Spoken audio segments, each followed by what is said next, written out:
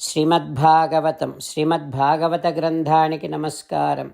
నిగమకల్పతరోర్గళితం ఫలం సుఖముఖాదమృతద్రవ సంయుతం పిబత భాగవతం రసమాలయం ముహురహో రసికా భువి భావుకాః.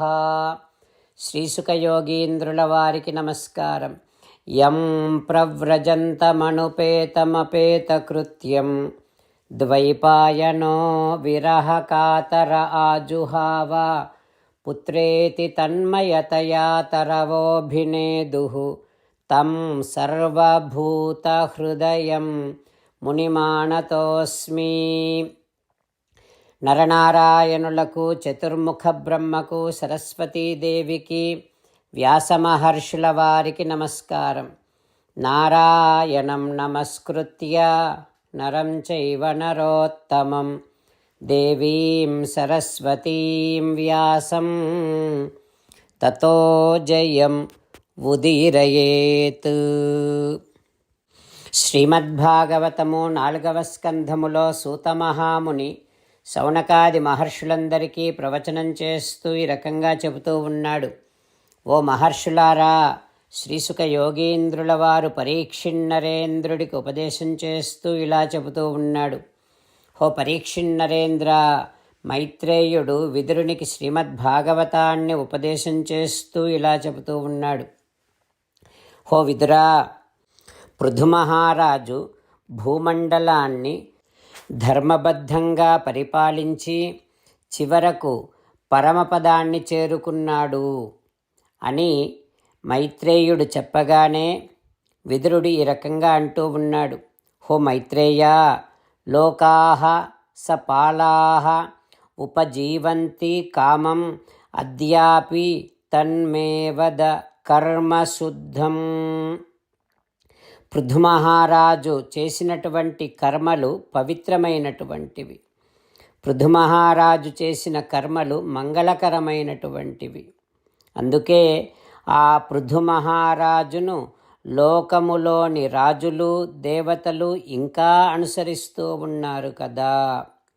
అట్లాంటి ఆ పృథుమహారాజు చరిత్రను మరింత వినాలనే కోరికగా ఉంది. అందుకే హో బ్రాహ్మణోత్తమా, దయచేసి నాకు అనుగ్రహించవా అని విదురుడు అడగగానే మైత్రేయుడు ఈ రకంగా చెబుతూ ఉన్నాడు. హో విదురా, గంగా యమునయోః సద్యోః అంతరా క్షేత్రం అవసన్. పృథుమహారాజు గంగాయమునల మధ్యలో ఉన్నటువంటి బ్రహ్మావర్తము అనే క్షేత్రములో నివసించేవాడు. దేని మీద ఆసక్తి లేకుండా జీవనాన్ని గడిపాడు పృథుమహారాజు. అతడు భూమిపైన ఉన్నటువంటి సప్తద్వీపాలను పాలించాడు. ఒకసారి పృథుమహారాజు మహాసత్రయాగాన్ని ప్రారంభం చేశాడు. ఆ సత్రయాగానికి ఋషులు, బ్రాహ్మణులు, దేవతలు, రాజర్షులు అందరూ వచ్చారు.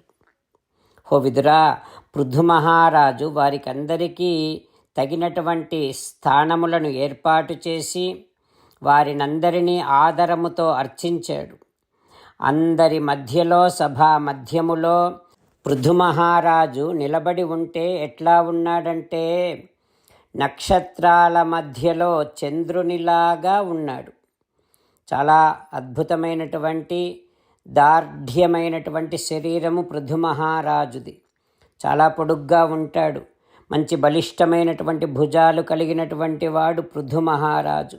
అందమైన నాసిక, ముఖము కలవాడు. సౌమ్యుడు, మందస్మిత వదనముతో ఉంటాడు.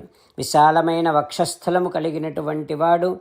ఇంద్రియ నిగ్రహము కలిగినటువంటి వాడు. అందమైన కేశములు, శంఖము లాంటి మెడ కలిగినటువంటి వాడు పృథుమహారాజు. యాగ నియమములో ఉన్నాడు కనుక ఆభరణాలు ఏవీ వేసుకోలేదు. అయినా సహజమైనటువంటి కాంతితో వెలిగిపోతూ ఉన్నాడు. కృష్ణాజినము ధరించి దర్భలతో చేసినటువంటి పవిత్రాన్ని చేతికి వ్రేలికి పెట్టుకొని సభా మధ్యములో, అందరి మధ్యలో, నక్షత్రాల మధ్య చంద్రునిలాగా వెలిగిపోతూ ఉన్నాడు అంటూ మైత్రేయుడు పృథుమహారాజు వైభవాన్ని విదురునికి తెలియచేస్తూ ఉన్నాడు. ఆ తర్వాత ఏం జరుగుతుందో రేపు తెలుసుకుందాం. ఓం శ్రీకృష్ణ పరబ్రహ్మణే నమః. ఓం అస్మద్గురుభ్యో నమః. అంతేకాకుండా మనం ప్రతిరోజు శ్రీమన్నారాయణుడికి ఒక 8 పనులు చేస్తాం అని మాట ఇద్దాం. ఎందుకంటే శ్రీకృష్ణ భగవానుడు 18వ అధ్యాయములో 65 నుండి 70వ శ్లోకాల ద్వారా శ్రీమద్భగవద్గీత అంతటికీ సారభూతముగా మనకు 8 పనులు చేయమని చెప్పాడు. అలా చేస్తే చాలు, నేను మిమ్మల్ని అన్ని విధాలుగా రక్షిస్తా అని ప్రమాణపూర్వకముగా ప్రతిజ్ఞ కూడా చేశాడు. అందుకని శ్రీమద్భగవద్గీతను అంతటినీ విన్న తర్వాత అర్జునుడు కూడా చివరకు కరిష్యే వచనం తవ, కృష్ణ నువ్వు చెప్పినట్టే చేస్తా అని అన్నాడు. కనుకనే భగవానుడు అర్జునుడికి అన్ని విధాల విజయాన్ని అందించాడు. మనం కూడా ప్రతిరోజు శ్రీమన్నారాయణుడికి ఆ రకంగానే మాట ఇద్దాం.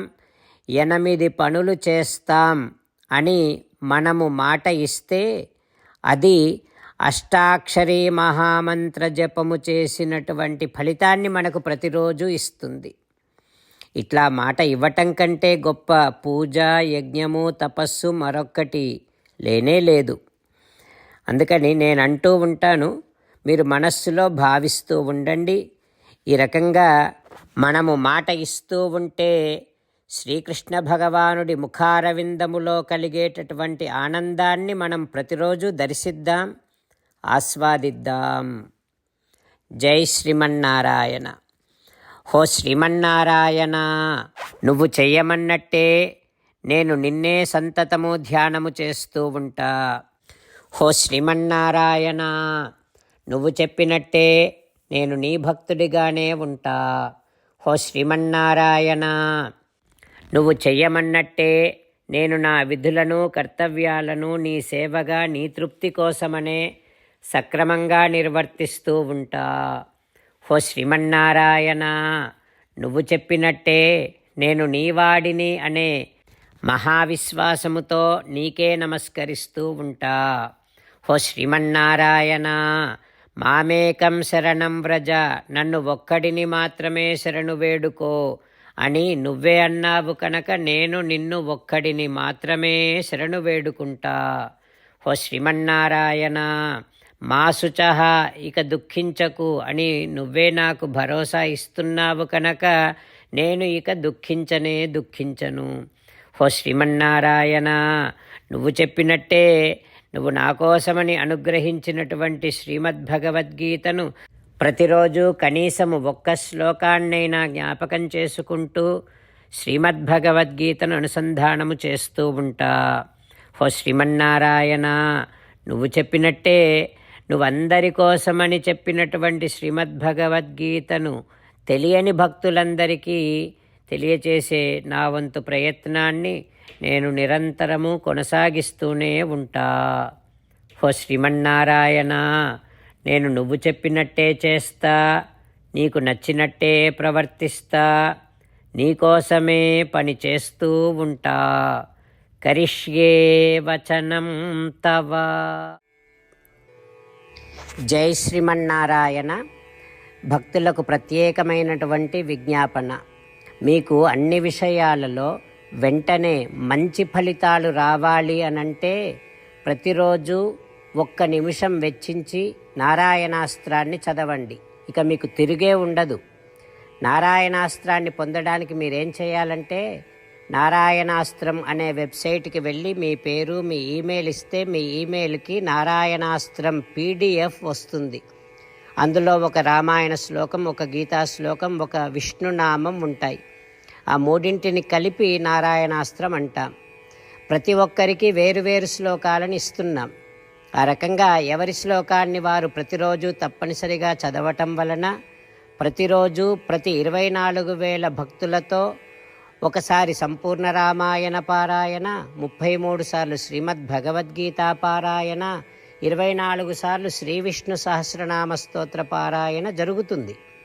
ప్రతి ఒక్కరికి అంతటి విశేష ఫలితము ప్రతిరోజు లభిస్తుంది. అందుకని మీరు మీ కుటుంబ సభ్యులు అందరూ ఒక్కొక్కరు ఒక్కొక్క నారాయణాస్త్రాన్ని వెంటనే పొందండి. జై శ్రీమన్నారాయణ.